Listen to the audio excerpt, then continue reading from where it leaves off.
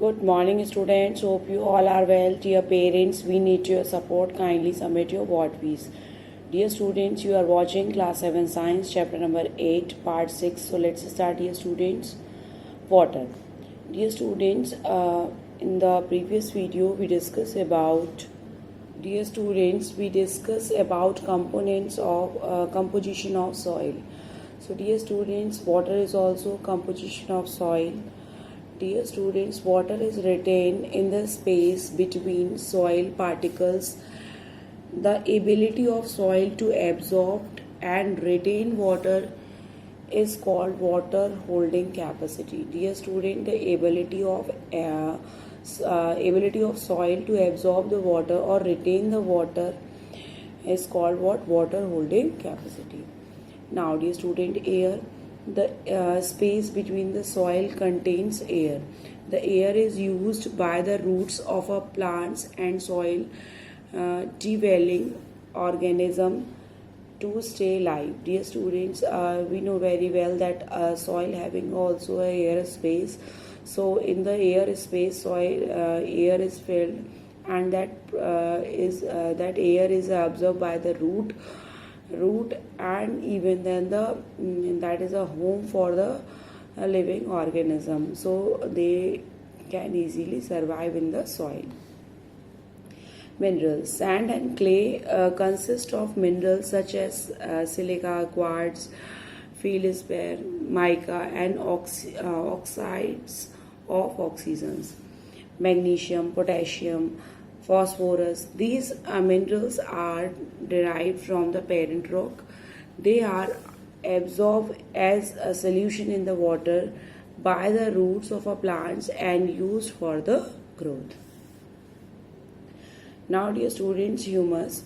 Humus is made up of dead and decaying remaining of plants and animals. It is rich in nutrients and improve the fertility of soil. Dear students, we earlier studied that the plants and animals die. Their body are composed by the microorganism present in the soil. In the soil to form a organic matter that is called, dear students, humus. That humus contains nutrients like nitrogen, potassium, phosphorus, which are needed for the plant growth. So it also improves the fertility of the soil. It improves the texture and water holding ability of the soil. It encourages the growth of the useful microorganism in the soil. Dear students, some microorganisms are beneficial for the soil, so they enhance the growth of these microorganisms in the soil.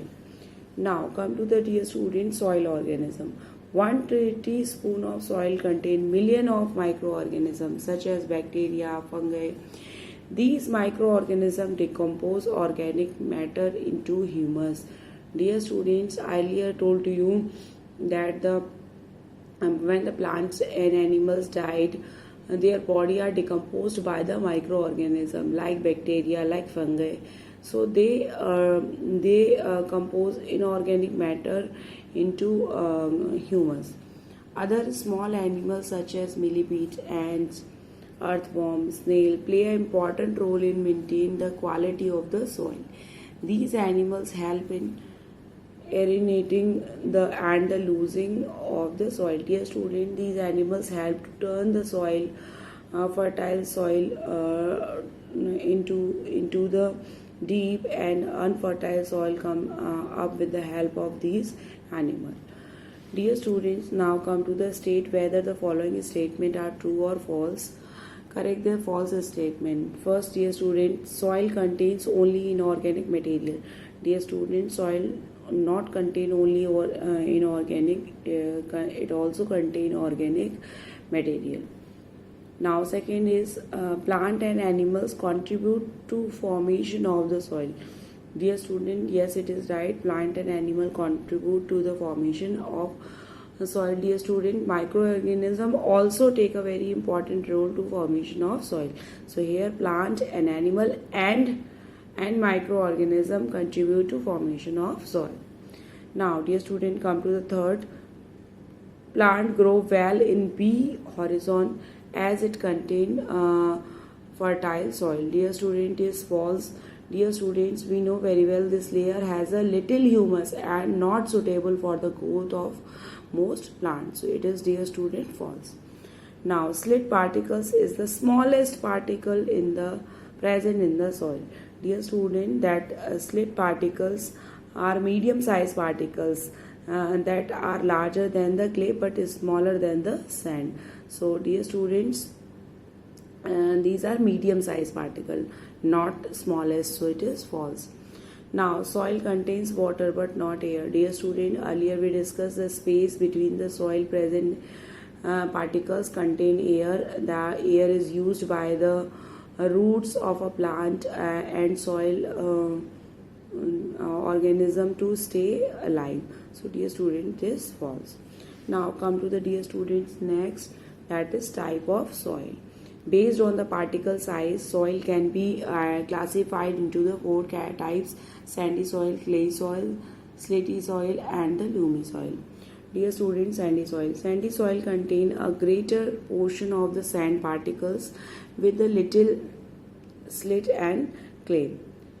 Dear students, as the sand particles are large and gritty, sandy, and the soil is loose and having a large air space. Dear student, this soil having a large air space.